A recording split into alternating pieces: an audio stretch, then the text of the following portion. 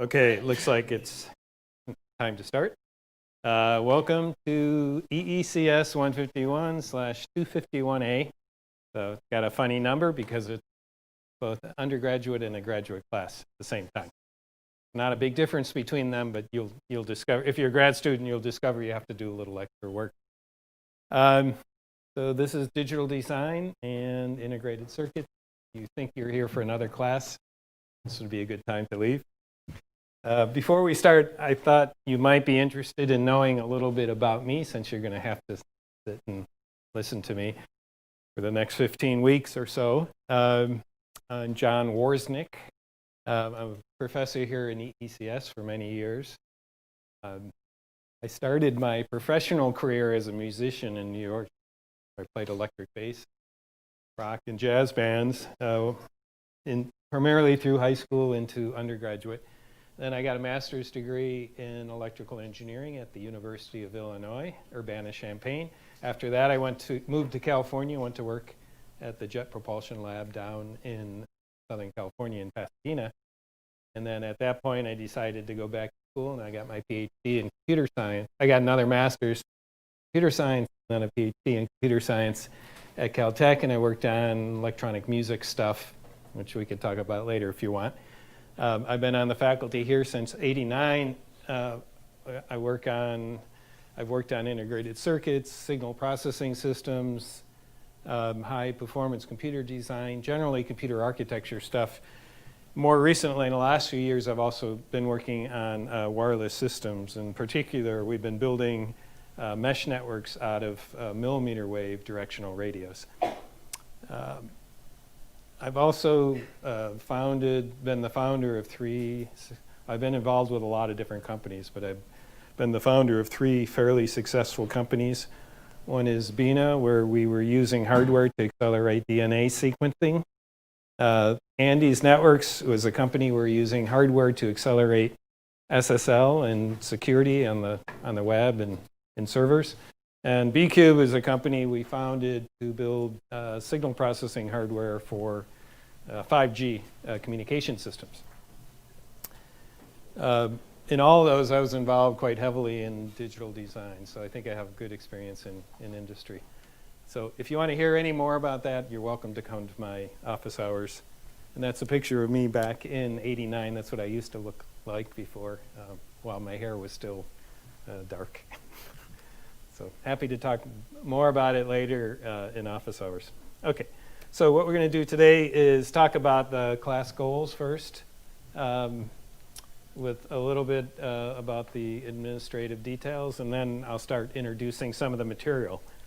Okay, so first of all, what is this class all about? Well, it's an introduction to digital circuit and system engineering. Okay, so we hope here you can discover your creativity when it comes to digital design. It really is a creative process.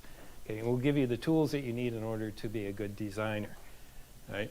So this means you're going to learn about the models that we need to reason about digital behavior, right? And the tools for analyzing and optimizing circuit performance. So you're really going to learn learn how to make sure also that the designs that you do are good and they perform as you expect. Now, digital design really isn't a spectator sport. The best way to learn how to do it is to actually do it. So we'll have designs to do in the homeworks and in the labs as well, primarily in the labs. Okay. So the prerequisites for this are 61C. From there, we lean on what we taught you about Boolean logic, about RISC-V instruction set architecture. We'll be reviewing that, but hopefully you'll benefit from the fact that you saw it at least once in 61C. If you didn't take 61C here, hopefully you had some other course at some other school. And then also from 16A and B, details of digital gates, logic gates, RC networks. We don't get a lot into electronics, but we do kind of assume you can understand or you can learn about how R's and C's work together. Right? First order differential equations, simple time constants. Again, we'll be reviewing some of that, but we kind of expect that you've seen it already. We'll also review transistor operation. We'll assume that you've seen something about transistors before. All right. So this is kind of how it all comes together with these prerequisites. From 61C, as you recall, what we do in that class is we start from the C programming language and kind of work all the way down the stack through machine language, instruction set architecture, machine organization, hardware design languages, or hardware descriptions at least, and talk about a little bit about flip-flops and gates. In 16A and B, we're kind of working from the bottom up. You talk some about IC processing, transistor physics, devices, circuits, again, gates and flip-flops, and kind of overlap there in the middle. What we're going to do in this class is we kind of carve out this middle section and really do a deep dive into this part, which is kind of the middle part of this stack, where we primarily focus on what we call logic design. It's digital design, nothing about analog, a little bit about machine organization, so that we can talk about processors and other types of architecture, so we can have good design examples, and take it all the way down to the circuit level. But the circuit level for us primarily means logic gates. We go a little below the logic gates to see how transistors make up logic gates and how transistor-only circuits might help us get better performance or power or cost. Right? So this is kind of a laundry list of all the topics. You can look at it later, and we'll be working through these over the course of the semester. Okay. This is just a reminder of one of the things from 61C. This is the RISC-V. We call it the microarchitecture. It's really the structure of the hardware that implements the RISC-V instruction set. We'll be focusing on this in both labs, both the ASIC lab and the FPGA lab, and we'll also use it in class as a large design example. So if you kind of forgotten this, you may want to brush up on it a little bit. And then we're going to go into, in fact, in the labs, you'll be building a real kind of working version of this. If you're in the FPGA lab, you'll build a working version of the RISC-V and actually run code on it, which is pretty exciting. In the ASIC lab, you'll build a version and then simulate it. Okay, so that's kind of the high-level stuff. As far as the administration of the course, here's the teaching staff. So I already introduced myself, just to remind you how I say my name, Worsnick. I have an office over in Soda House, 631 Soda. That's where I'll have my office hours, which will be on Tuesday before class, 2:30 to 3:30. If you want to see me any other time, I'm happy to do that. If I'm available, you can just send me email at this address there, and I will come and meet you. We have 2 GSIs this semester. They're both in the back, standing up right now. We have Tan on the right and Quincy on the left. Tan's going to be in charge of the labs, both the FPGA lab and the ASIC lab, and his office hours are here. They'll all be held downstairs in the lab in 125 Corey. And then Quincy is going to run the discussion sections and help out, help me make the homework, and he'll keep the website up to date, and everybody will be looking at Piazza and helping to keep you moving along. Quincy's office hours will be over in the, I guess this is Hearst Mining. Hearst Mining, and what's the other MB? Memorial Building. Hearst Mining Memorial Building, yeah, on Wednesdays. And then we will have a reader at some point who will be grading homeworks, but we don't have one yet. I think we're going to be hiring one soon. As usual, all the course information will be on the course website, as you would expect, at this URL. This is going to have the lecture notes, video modules, assignment solutions, lab, project information, all that stuff. The exams and solutions, a link to the Piazza discussion forum, and other goodies. We'll have extra tutorials and links and stuff that might be useful to you over the semester. It's good to just look at it online. You can print it if you want, but don't print too much. And then this is kind of the key components to the class with the lectures here, obviously, on Tuesdays and Thursdays. The discussions are Friday 9 to 10 in this room. Office hours I've already mentioned. If that changes or if you forgot, you can check on the website. We're going to have weekly problem sets, and this is an important part of the course. It took me 20 years of teaching this course to realize that if I don't put it in the homework, then people don't think it's important and probably don't learn it. And this is because you're all busy taking other classes, and so making something in a homework assignment kind of makes it a priority for you to think about it. So I think hard now about what to put in the homework and make sure we put all the kind of challenging things to think about and help you learn the topics. We'll put them in the homework. So we're hoping you take the homework seriously, and we're going to have it assigned every week, and I'll give you some more details about that in a second. The labs are all held downstairs in 125 Corey. There's 2 FPGA labs and there's an ASIC lab. Hopefully you've signed up for a lab already. Perhaps if you're concurrent enrollment, you haven't. And I'll say more about that in a minute. It's okay to take both labs. If you're a Berkeley student, a regular Berkeley student, you have to take one of the labs along with the class. If you want, you could take one of the labs this semester and then take another lab without taking the lecture in the future, which is probably a pretty nice thing to do because then you'll get experience on both the ASIC side and the FPGA side of things. Both these labs have lab exercises that go for the first 6 weeks, and then we have a large project at the end, which we'll be talking about more later. And then we'll have 2 exams also. I'll say more about that in a minute. The lectures, the slides will be available on the website before the lecture. All these slides in PDF form are there now for today's lecture, and I will work very hard to have them available on the website, usually the night before, if not the morning of the lecture. Okay, sometimes I get a little behind, but I'll do my best to have it there. The lectures are being videotaped as we speak and live streamed, and they'll be available on the class website with these links, and these links we'll also link it to the website. There's no required textbook for the course. We used to have this one as previously required. It's a bit weak. It doesn't go into as much depth as I would like. This one goes into too much depth, so it's a good kind of reference. It's more of a double E perspective. This is actually a pretty useful book here. It also has a lot of stuff, though, that we don't care to cover or feel is important. So all these are good references, but none of them are required per se. There's another reference here for the lab, which I've listed here. A word about the discussion sessions. They start this week, Friday. So get in the habit of going, starting this week. So the idea here is that in the discussions, we won't be covering any new material, but we'll be kind of reviewing the important topics, important points from the lectures. And it's a good time to come with your questions about homework. And I imagine that a lot of the discussion will be centered on figuring out how to do the homework.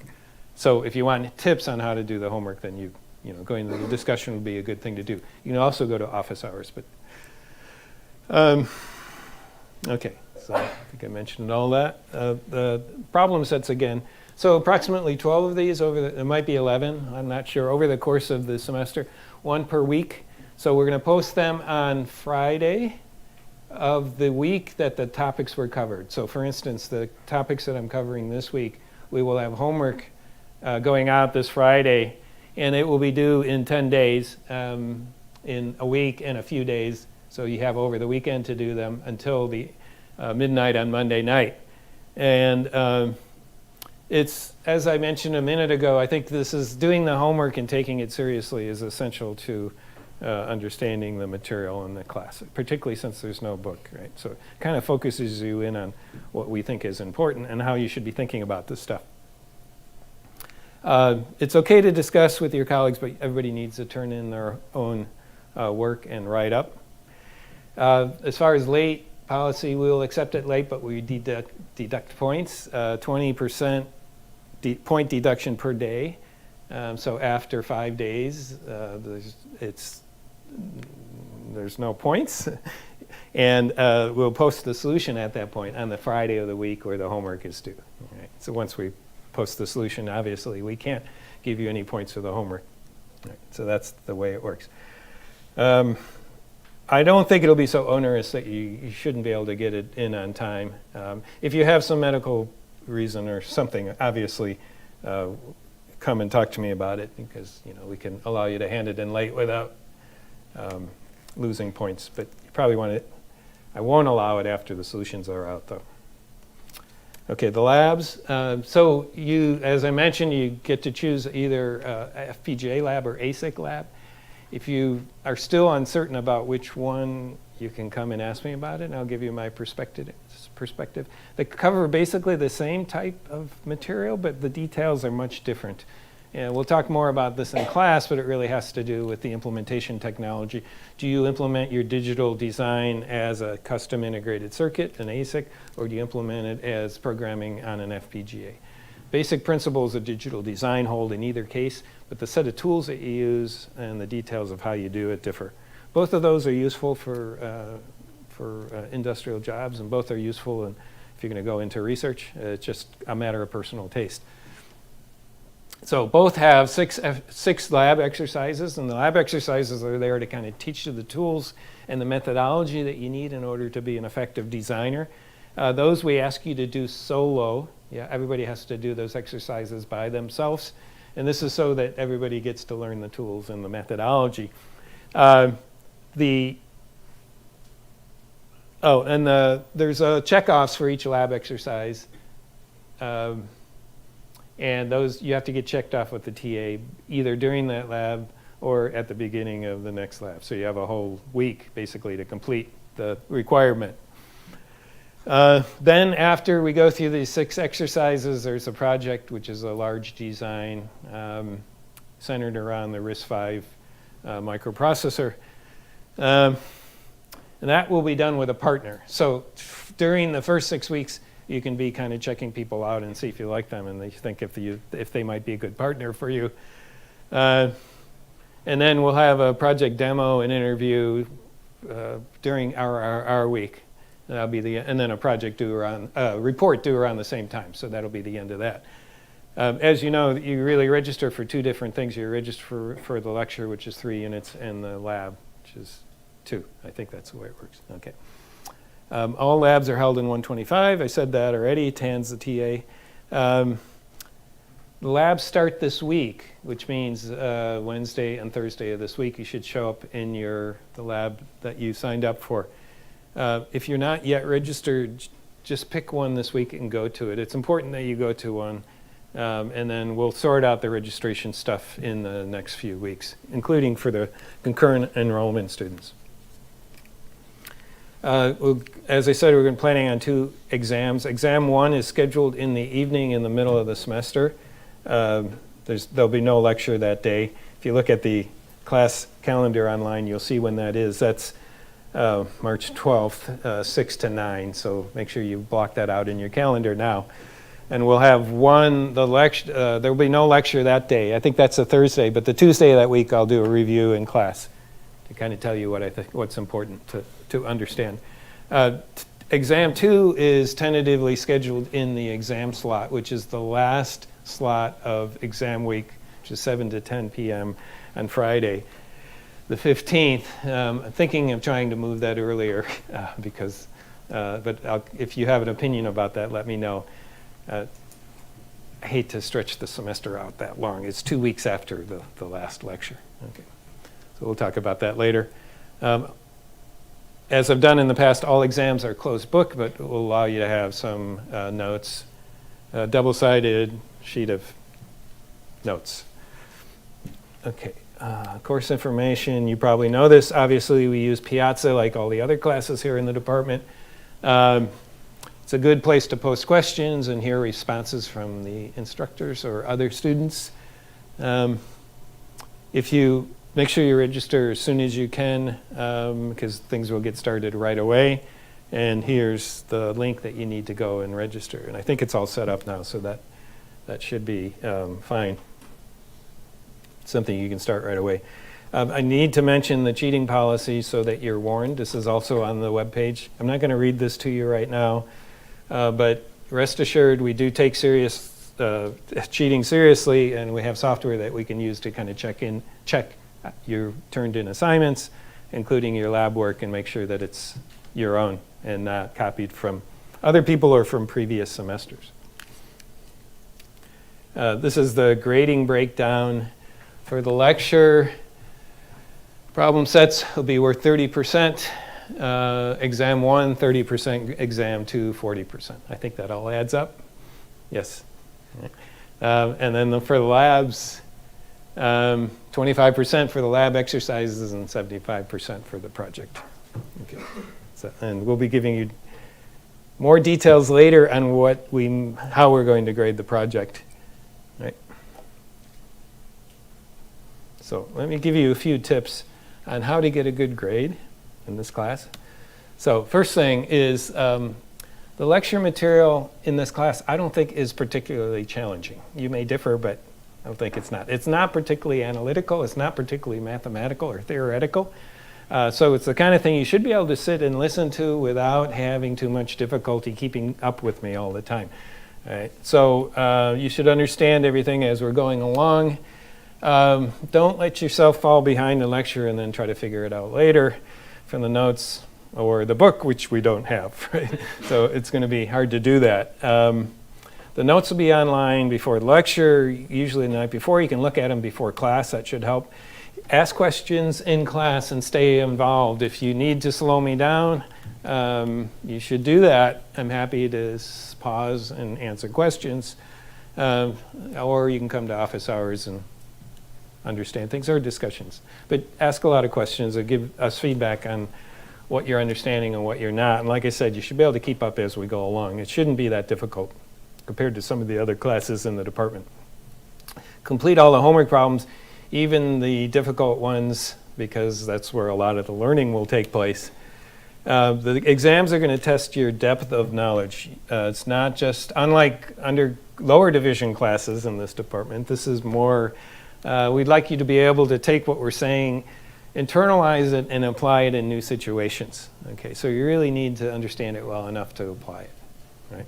It's not just a playback of what we taught you. It's kind of a more digested version is what we ask. With a few exceptions, as I talked about, I'll talk about maybe later, you need to enroll in both the lab and the course together. I mentioned that. Take the labs very seriously also. They're an integral part of the course. Choose your project partner carefully. That's an important thing. Your best friend may not be your best choice. Okay. Or your best friend may cease to be your best friend after the end of the semester if you fail to execute on the project. Right? So think about who you might be compatible with in terms of working style and personality, because it can help you get a good grade, because your project partner may affect your grade. So it's kind of important to think about that. Okay, and the most important, it just comes from my 30 or more years of doing hardware design, is be well organized and neat with your homework, labs, and project. I'm not a neat person. If you look at my office, there's stuff all over. Same thing at home. But when it comes to doing design, I try to be meticulously careful and clean and neat, because it helps reason through a very complicated process. All right. Same thing with your homeworks and the labs and the projects. Okay. In lab, another trick is when you, and you may know this from writing complex software, is that you add a little bit of complexity a little bit at a time. You don't put a whole bunch of stuff in there and expect it to work. You add stuff and always have something that's working and you know is working and you understand, and you incrementally make it more complicated and add features and test it as you go along. Right?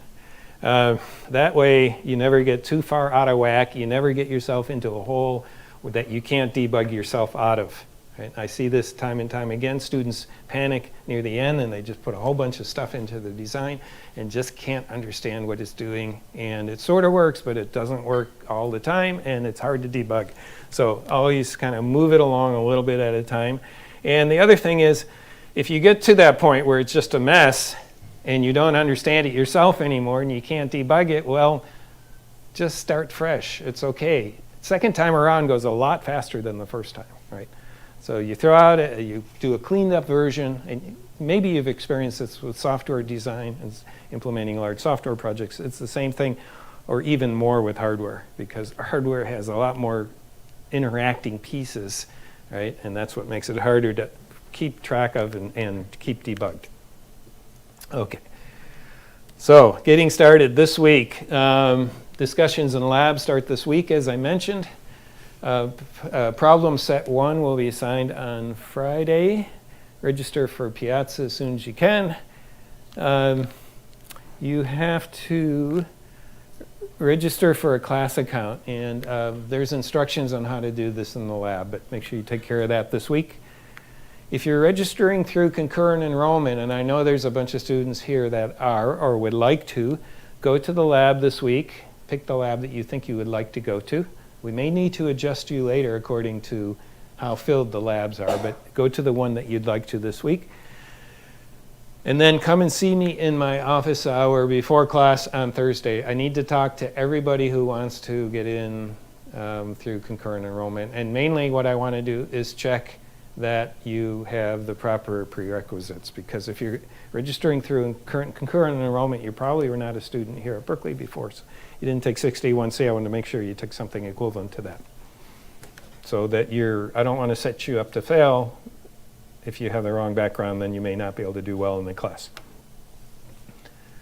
Okay, that's the end of the administrative stuff. Anybody want to ask any questions about the class format or what we're doing this week or anything like any of the stuff I covered?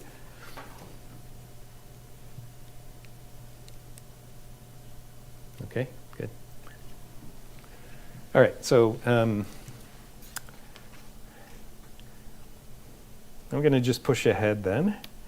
And I'm going to give you a little bit of history, which you've probably seen before, but kind of motivates a lot of what we're doing in this class, is kind of look back, kind of see where we were, where we are, where we're going in the future, perhaps. So first thing, this class is about digital design, electronic design. There's electronics all around us, obviously. You all have grown up with it.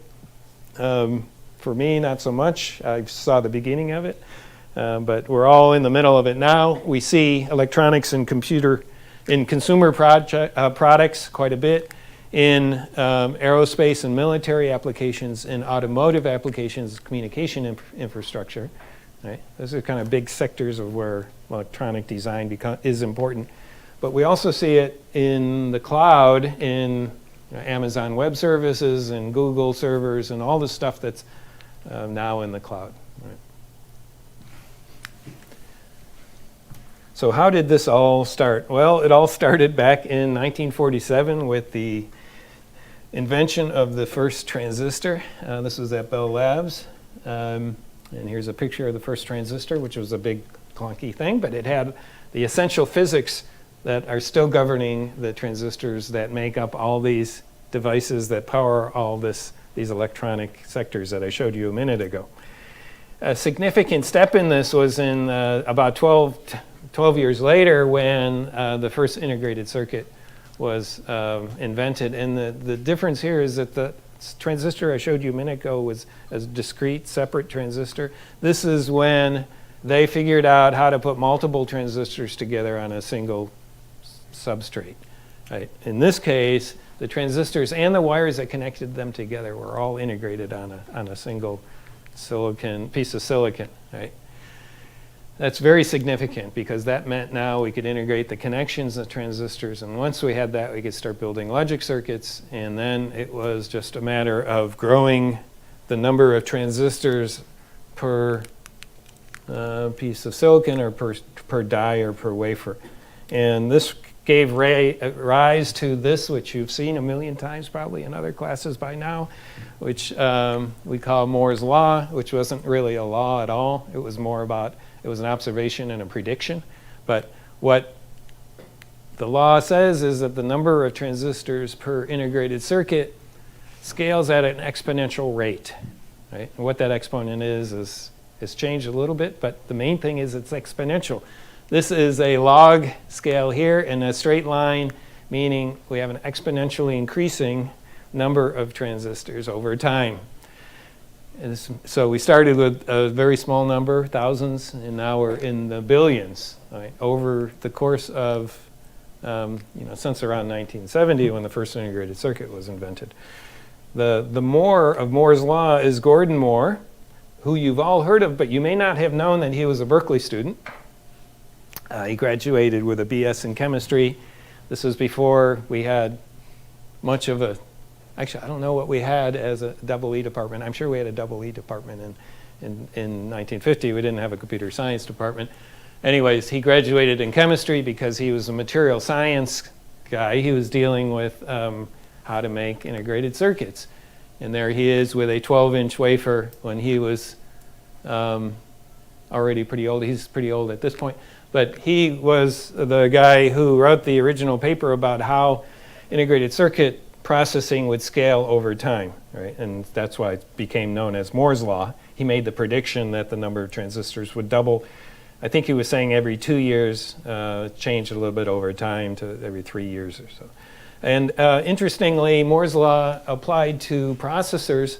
So he went off to found Intel Corporation, which was one of the big companies that took advantage of Moore's Law and made microprocessors, as you know, which powered originally desktop computers and servers and now laptops and handheld devices and all kinds of computers.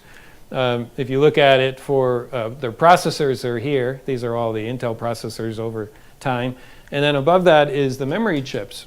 And memory chips also followed Moore's Law. So it was a combination of having more transistors to do more computation per chip and also having more memory around to store all the state of the computation. Those two combined really to provide that great advances in the products that we've seen over the years. And so I mentioned memory here. It was kind of interesting to look. If you look at the memory chip, one of the early memory chips, this was built by Intel in 1971. It was a 2102. I actually remember this one. It was 1 kilobit, 1 megahertz static memory chip. This was one of the original products of Intel. Interestingly, Intel started out as a memory company, and they designed a microprocessor just as a means to sell more memory chips. They wanted to give people a reason to buy memory chips, so they designed a single chip microprocessor. The first one was the Intel 4004, because in order to use the microprocessor, you needed to have memory chips. But in the end, they ended up abandoning the memory industry and kind of let other people take over that. And the rest is history. They took off as the biggest processor producers of all time. When this chip came out, which was here in the timeline here, Moore's Law had already been out for a while. And those are the original points, and then those are the points up here. So the key, though, to scaling integrated circuits, right, the reason we were able to put more transistors per die, right, was that we were able to scale down the dimensions, obviously. You can make the transistor smaller and the wire smaller and smaller and smaller and smaller. Understanding how to do that effectively took a great degree of engineering, right, and understanding of the underlying physics, right. There were very smart people doing that. One of them was Bob Denard, who worked at IBM, and he wrote, and you may have heard of Denard scaling before, but he's known for kind of talking about the formula that you need to do in order to scale integrated circuits, in order to make this Moore's Law be a reality. And what he said was, if we move from one integrated circuit technology to another one, how do you scale the dimensions? How do you make the transistor smaller and the wire smaller and everything smaller and still have a working circuit, a circuit that had desirable properties? And so he said, if you go from here and scale it by a factor of k, how should we scale the other aspects of the process and the devices in order to get good results or the best results? And what he showed was that if you scale by this factor of k and you scale these associated parameters like doping concentration and voltage and currents, what you get in the end is in a given amount of area on the chip or the die, you get k squared as many transistors. That's obvious. If you're scaling the size of the transistors down by k, you're going to get k squared more per unit area. But if you scale these other parameters as well, you get gates that switch k times faster than before, and the same power densities, the same density per unit area. Okay. So that means as things scale down, they get faster. And if you keep the area the same, they don't consume more power. Right? And it's a pretty powerful thing. I didn't mean that pun, but it's very strong results showed that we could keep scaling and stuff works only better, it works faster, and it doesn't get, we don't burn so much power that things kind of burn up. That was important. So we took advantage of that for many years, as you saw with the Moore's scaling, until we got to the point where even with some degree of Dennard scaling, there's still too much power consumption. And this happened around 2003, I remember, with the Pentium 4. What would happen over generations, every chip got faster and faster and faster, but we got to the point where we couldn't dissipate enough power, and so clock frequencies kind of stalled out. And this was a couple of gigahertz, and even processors these days, 15 years later, they're still a couple of gigahertz, and this is mainly for power consumption. And this was when the academics and the industry started worrying about power. And we started figuring out how we can design things that are more energy efficient and that used less power. And it's kind of interesting to me because when I was a grad student even, and at some of my companies, we never worried about power consumption at all. But these days, it's kind of one of the main concerns for a lot of designers in industry. Right? So something changed. Does anybody know what changed, why we started worrying about power? And energy efficiency? Batteries, yeah. We started carrying around our electronics. That's when we started carrying computers in our pockets. We had to have it run all day. And batteries weren't big. Battery density, energy density in batteries is not enough that you can run for very long if you keep scaling up the power consumption. So we had to start finding ways to be more energy efficient in it. It was Moore's law that allowed us to put a supercomputer basically in our pocket, right? But it's the form factor that constrains how much power we can burn or how much energy, or what the energy efficiency should be. We'll talk more about that later. Okay, but the main consequence of Moore's law was really, the main consequence of scaling was cost. The cost came down dramatically. This plot shows the transistor price in dollars, kind of relative to the beginning of Moore's law, and it's gone down to a millionth of what it was. That means we can very cheaply put electronics and put transistors everywhere. Like I said, we can put them in our pocket, we can put them in the environment. It just enabled a whole bunch of different applications, including servers for the cloud, all this high-speed communication, now for 5G. Everything was enabled by the fact that Moore's law allowed transistors to get much, much cheaper. So where are we today? This is kind of the latest modern process. This is a transistor, picture of a transistor, an actual picture, called a FinFET.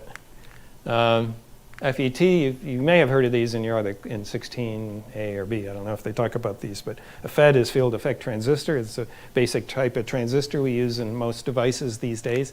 The fin refers to the fact that the way the transistor is made, there's a source and drain region, and the gate region wraps around the source and drain in this thing that looks like a fin. This was a big advance, as we'll talk about later, and it for power efficiency reasons. We'll talk about this in a few weeks. I wanted to point out, though, that this is invented here in Berkeley, in this building, in the labs downstairs, I think, on the 4th floor. I'm not positive. And some of these are Berkeley professors. It's become a standard way of building transistors these days. And this is kind of the thing that allowed us to continue scaling Moore's law in the last decade or so. Here's kind of the state of the art. I just copied this from Wikipedia. You can look at this yourself. But when we talk about IC processes, we talk about the dimensions of the minimal size, or minimal dimensions in the process, kind of the size of the transistors. It's been shrinking over time, as I showed you. These days, production processes that are used for like the processor in your phones or in your laptops. They use a so-called 7 nanometer process. There's announcements about 5 nanometer. I don't think we've seen any products with that yet, and there's some experiments with 3.5. Things are slowing down. Moore's law is slowing down. Some people thought that 10 nanometers would be as small as we ever went, but now we have products with 7. Some people now are saying that 5 would be the end of Moore's law. Some people say Moore's law has already died. It seems to be continuing, but it's slowing down. And the reason it's slowing down is kind of the cost benefits. So if you look at what's happened in the cost, I showed you that thing, that graph that showed the cost per transistor decreasing over time. It's kind of flattened out, and now actually it's getting more expensive. These modern processes, in order to continue to scale the dimensions down, it's gotten very complicated. Right? Many more processing steps, right, involved. And so in fact, to get to the 7 nanometer, the per transistor cost is actually more expensive than the one before. So this is going to have the effect of slowing down Moore's. Even if the physics will allow us to continue to scale further, the economics of the situation may mean that we may not always scale, except maybe for special products. There's also physical constraints. I don't know if you saw it here in the fine print, but here in 5 nanometer, quantum tunneling through the gate oxide.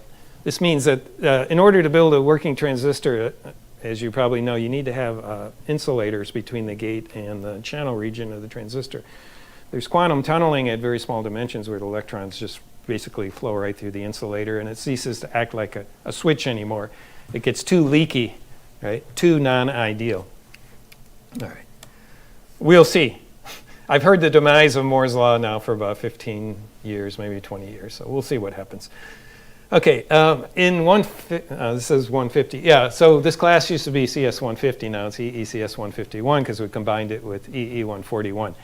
So sometimes you'll hear me refer to 150, and that's the old class that we taught for many years. But the complexity of our projects is sort of ramped with Moore's law also. In the 80s, we used to build Pong games with these little breadboards. Actually, it was before me. I wasn't here then. With discrete components wired together. When I came, we started using these boards and building MIDI synthesizers. We have thousands of logic gates in the project, mostly entered in a schematic form. And we built this design. We designed this board with our industrial partner.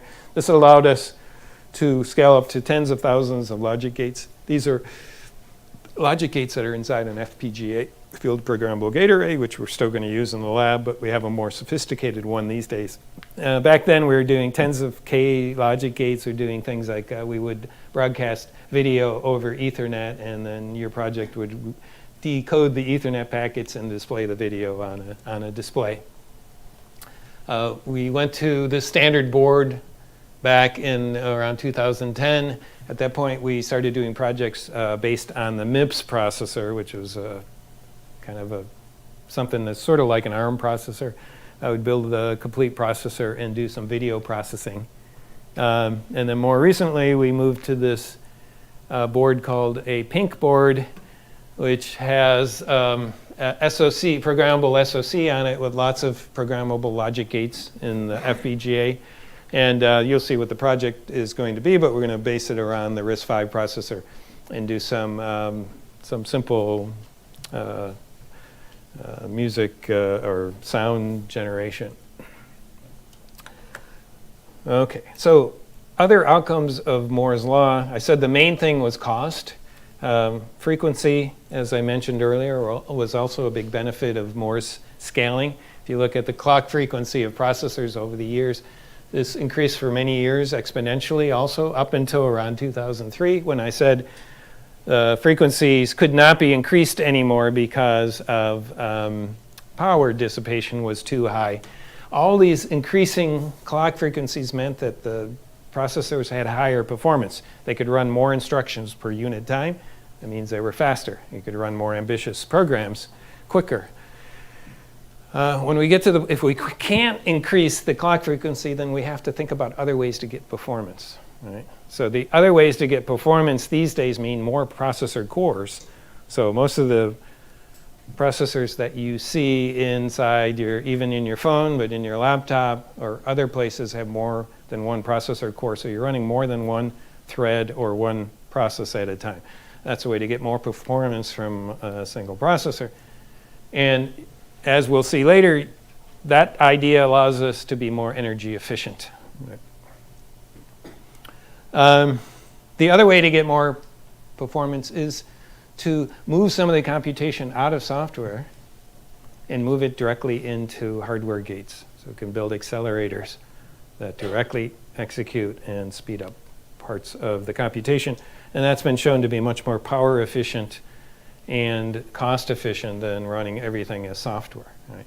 So the skills that you need in order to figure out how to put things into accelerators is part of what we were teaching you this semester.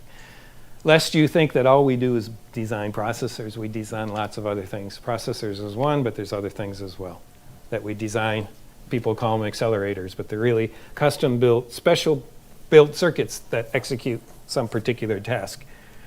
I mentioned power consumption. It was been increasing over the years and then kind of has been held constant now for a while because we just can't dissipate more energy. We've had to find other ways to increase performance. And so kind of summarizing this, you see the transistors, number of transistors scaling up, the performance scaling up, but then kind of flattening out as frequency flattens out, power flattens out, but the number of cores kind of scales. They're optimized for low cost because that's what's important to this in the marketplace. Speed's not so important. You're interacting with a human, so if you press sign of something, it doesn't matter that it takes a millisecond or 2 milliseconds. In the server it would, because that would make that a pretty slow server. But down here it doesn't matter because you're interacting with the human anyways. What's important again is the cost. So this low cost comes at the expense of speed. It's slowed down, but we don't care. We could make it faster, but it would get more expensive to make it go faster. There's another kind of example in a digital watch. This is designed to minimize power. That's the important thing for a watch, right? Because if you have to charge your watch every hour, and I mean, smartwatches, I don't know, do you have to charge them every day? But it's a pain, right? You want a watch that's not a smartwatch, just a regular kind of watch these days. You want to be able to wear it for months or years without having to recharge it. Otherwise, it's kind of a pain, and it wouldn't sell very well in the marketplace. So here, the low power, we can make it be low power. We know how to design circuits to be low power, right? But in order to do it, they run at lower speed. And they come at higher cost. Actually, watch is pretty cheap, digital watch is cheap, but it could be even cheaper if we didn't care that it was low power. All right, so we have these kind of three dimensions, right? The speed dimension or performance, the cost dimension, and then the power dimension. And these are the three dimensions that we think about when we're doing digital design. And we can think about a digital design as being a point in a three-dimensional space, right? Every design that we do, we could measure its performance or its speed, and we can measure its cost. We know what its cost is, and we know what its power consumption is, and we can plot that in some point. Here I've shown a set of random points in a part of that space. I didn't draw it as 3 dimensions. I drew it as 2 dimensions, cost and performance, and some design points here. Now, cost, we'll talk about that more next time, what we really mean by that. It usually has to do with the cost of manufacturing the integrated circuit. And a surrogate for that would be the area of the integrated circuit, as we'll see. Another way, if it's a system like on a circuit board with lots of components, the cost is directly proportional to the number of components. So sometimes people say number of components is a way to represent the cost. And then performance, we'll also talk about that later, what that means and how we measure that, what the right metric is. But tasks per second is a pretty good metric for performance. It's how much stuff we can get done per unit time. We're building computing devices because we want to execute tasks, right? So it's tasks per second. So here's a bunch of points. Now, here's a point. This point is low performance at low cost, right? If we pick another point over here, we can have this point here that's high performance at high cost, right? Now, if you look at this point, here's a point. This is at this cost. At the same cost, we can get to this point that actually is higher performance. So I would say this is a better design. This is a better design. Whoever designed this did a better job, because they get as low a cost as this design, but it actually gets higher performance. So there's no reason why you would ever choose this one, probably. We're not talking about power, just looking at these two dimensions. So that point would be the better point. Likewise here, here's a good point. It has the lowest cost possible. There's no point that has this or lower cost that has higher performance. Therefore, this is a good point, right? So we can define all these good points. There's this convex hull, as we say. It's this set of points that are on the extreme, right? We call this, it's called the Pareto optimal frontier, right? These points are optimal in a Pareto sense, meaning that they combine these two dimensions in an optimal way, right? This point here has a certain performance, and a certain cost. There's no way to get to higher performance without increasing the cost. That's what it means to be on the Pareto optimal curve, right?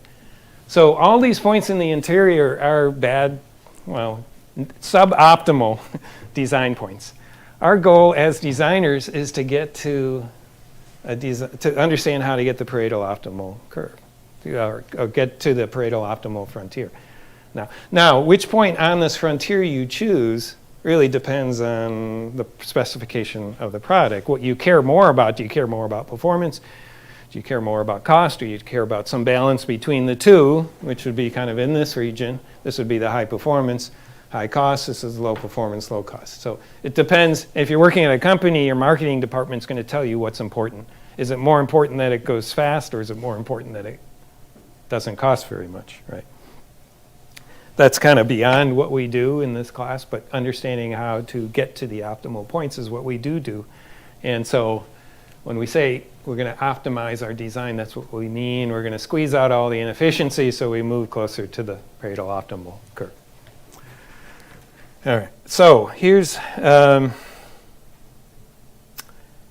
trade-offs shown again. We have these three fundamental trade-offs. There's other things that come into design, which we'll talk about later, like time to market, or flexibility, or understandability, and those are all mainly second-order things. The primary parameters that we optimize are these three: the speed, which is roughly performance; the cost, roughly complexity; and power, or energy dissipation. And these are, we call them trade-offs because if you want to improve one of them, it comes at the expense of another, right? Assuming you're optimal somehow on the Pareto optimal curve. Okay, so you can improve one at the expense of others. These trade-offs, interestingly, we can trade off cost and performance and power. And in this class, we'll mainly talk about performance-cost trade-offs. You can do this at every level of the system design, okay? The system as a whole, like the whole computer. Or if you just look at a sub-circuit, like an adder circuit, which is in there just to add two numbers together. I'm going to show you a whole variety of different adders which have a different trade-off between cost and performance. We'll have a really simple adder like the type you learned in 61C, a ripple adder, which is about as cheap as you can get. It's minimal number of logic gates, right? And then, but for some applications that's too slow, so by adding more logic gates, we'll show you how you add more logic gates and get it to go faster, to arrive at the sum in less time, right? But we can only do that by adding more logic gates, so it gets more expensive, right? So that idea, we can do it at the adder sub-circuit level. Everywhere in the system, we can see these trade-offs. right? So it's kind of a key thing about understanding digital design is to understand these trade-offs and how to manipulate them to your benefit, right? So the design specification, when we talk about a specification, it's a functional description of what you want your circuit to do. What is the task that it performs? And maybe what it does is execute an instruction set. That would make it a processor. But maybe it does some graphics algorithm, like computer vision algorithm, or executes a neural net, something, right? That's the functional description. You have the algorithm written in some form. And then usually that will come along. Certainly if you're in industry, that will come with some specification on the performance, the cost, and the power, right? And like I said, your marketing department might tell you, well, it has to, cost us to produce less than $1 so we can sell it for $5, right? And it can't consume more than a watt because people it needs to go in somebody's pocket and it can't get too hot. And it needs to execute at some number of operations per second, right? Now, it could be that that's overly constrained and you can't achieve that, right? In which case you might push back and say, well, we can't achieve that, but how about it's 5 watts instead of 1 watt, and just some back and forth. But that's usually the way design specification is it comes with a functional description and constraints on these 3 important parameters. And the designer must make the trade-offs needed to achieve the function within the constraints, as I said. Okay. So let me talk a little bit about hierarchy and design representation. I mentioned earlier that we lean on hierarchy as a way to manage the complexity of our designs. Here's an example of a computing system here. It has a memory system and a CPU. And we can divide that CPU kind of into subcomponents. We say inside the CPU, as you know, there's a register file and there's ALU, and there may be some other stuff. Inside the memory system, there might be a cache memory, there might be a main memory, there might be some kind of backup memory in disks or flash drive these days. And if we kind of successfully break down our design into subcomponents, then we naturally get to a hierarchical representation that looks like a tree, right? So it's kind of, again, it's a nice way to think about the structure where each component is kind of broken into its subcomponents. Register file may be broken into the latches and a decoder. And the ALU might have an adder in it and a multiplier in it, et cetera, et cetera. So why do we do this? We do this because using hierarchy like this, abstracting our design this way gives us a way, the hierarchy allows us to do abstraction, right? So we can think about just dealing with our design at one level in the hierarchy at a time. You can think about, oh, I have a CPU here, and think about the CPU as a coherent unit without all the details inside. You only go inside the details when you need to work out all the details, or when you need to somehow go in and see how it's working. But for lots of purposes, you're just combining CPUs and ALUs, or maybe you're designing an ALU and you're putting together adders and multipliers. And then later you're going to think about the details. Or earlier you've thought about the details, but you don't have to think about all the details at once. So it minimizes the number of things that you need to keep in your head at once. That's why we like abstraction. It's the same thing in the software world. I mean, it's exactly what you learned in 61A and B. And then the fact that we have it divided up this way allows us to do modular design. And what modular design gives us is the ability to do divide and conquer. If you have a big task, divide it. You say, I'm going to design the memory system and get that done, and then I'm going to design the CPU, the processing part. As long as you define a nice clean interface between the two, you can do the two separately, right? And it's a more achievable task for a human to be able to divide it into pieces and work on the pieces and then put the pieces together. All right, so it simplifies the design process and the implementation, working through all the details. And probably more importantly, the debugging. You can debug each piece independently, right? So we'll talk about unit testing later. We talk about pieces of the design, talk about testing pieces of the design individually before we put them together. You put them together and then you test the whole thing. So if you think about this tree, which is a representation of the digital design, then people ask the question, well, should we be designing from the top down or from the bottom up? So what top-down design says is we start at the top, at the root, and we work down through successive refinement. Right? This is kind of the divide and conquer idea, where we say we're going to take our desire is to build this computer. Let's say we're going to divide it into a CPU and then a memory system, and then we're going to take the CPU and divide that in pieces and keep dividing down, and we could keep going until we get all the way down to logic gates and transistors if we wanted to. Right? Which is a reasonable, sounds like a reasonable approach. Bottom up, what it would do is look at the library of things that you have. Maybe you have a library of logic gates, maybe AND gates and OR gates and flip-flops, and then you start putting them together to assemble pieces of the system, and you work your way up from the bottom. Right? People used to ask which is better. Actually, in practice, we do both of these things, right?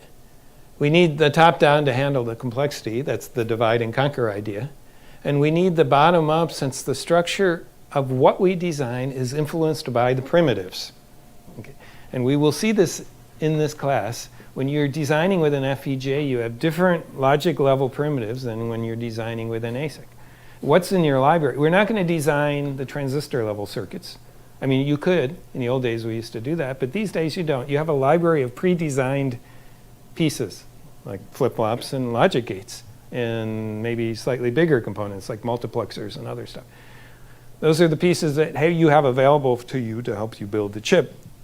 You want to use those, right? So you need a little bit of combining, a little bit of influence from the bottom in order to make the right divisions so that you don't end up missing the library and having something that's not implementable. Okay. So we kind of work from the bottom, we work at the top, from the top. So you think about conquer and divide, and you also think about what components are available and how you can put those components together in the most effective way. Okay, so digital design then, what's it all about? So this is what it's about. You're given a functional description and performance, cost, and power constraints, and your job is to come up with an implementation using some set of primitives. So how do you learn how to do this? And this is kind of a formula for how I believe we should be teaching digital design. You learn about the primitives and how to use them. Right? So we'll talk about logic gates, we'll talk about flip-flops, we'll talk about other things that make up digital systems. We learn about design representations. Design languages, we'll learn Verilog, which is a way to describe a digital circuit. There's other representations that we'll use in the lab to represent the design at various times in the design process, which you can use to check, make sure things are functionally correct. And then we'll learn about the formal methods, not so much, a little bit of formal methods, but mostly tools that are used to manipulate the representations. Right? The tools help you check for functionality and check for correctness, right? And check for meeting the constraints. Does it use too much power? Is it fast enough? Right? That kind of stuff. So you learn all that stuff, the tools, the primitives. We also look at design examples. So we'll use the RISC-V in class to drive home some of the design concepts. We'll also look at some other simple designs, including probably deep neural net implementation. And then 5 is trial and error. So you try things yourself in the lab, and you should be free to try different things out and see what works and give yourself a lot of experience using the tools and practice, right? So we say CAD tools, computer-aided design tools, help you do the implementation. So I think this is my last comment, and we're going to be done early. Normally we'd not so early. Okay, so something I believe firmly over because of my more than 30 years of doing digital design. In some ways, it's more like an art than a science. Interestingly, there's a creative spirit that comes in combining primitive elements and other components in ways to achieve a desired function. I think it helps to think of it as a creative process where you have to use your imagination, right, to get to a good result. Right? It may be possible to get to something that just works. And you know this from writing code, right? there's elegant programs where they're very clever and maybe transparent, maybe easy to see what's happening, maybe not so easy, but clever in some creative ways. And then there's programs that just work. And maybe the ones that just work are not so efficient. They take lots of pages of code. They're hard to debug, right? There's something even stronger than that in hardware design. Nice, clean designs, I think, are recognizable, and you'll know one when you see one. And how do you get to that point? I don't know. I mean, you spend a lot of time thinking about it, experience, practice, all that stuff. Sometimes you're just taking a shower and you're thinking about it, and it comes to you. If I do it this way, that'll be better, right? So inspiration comes from many different places, right? But there is a creative spirit. Unlike art, though, art is the goodness of a piece of art is subjective. It's really in the eye of the beholder, as we say. There's very few objective measures of the goodness of a piece of art. And we have objective measures here when we do digital design, and it's these things. It's cost, performance, and power, right? So we have ways to measure how good our design is. But in order to get to a good place, you have to kind of enlist your creative spirit. So that's kind of my last message for today. So any questions on this? Okay, so that's it. I'll see you on Thursday. We'll get more into some technical things. And if you're in concurrent enrollment, wanting to get in the class, remember to come and see me at office hours on Thursday before class. Okay, see you later.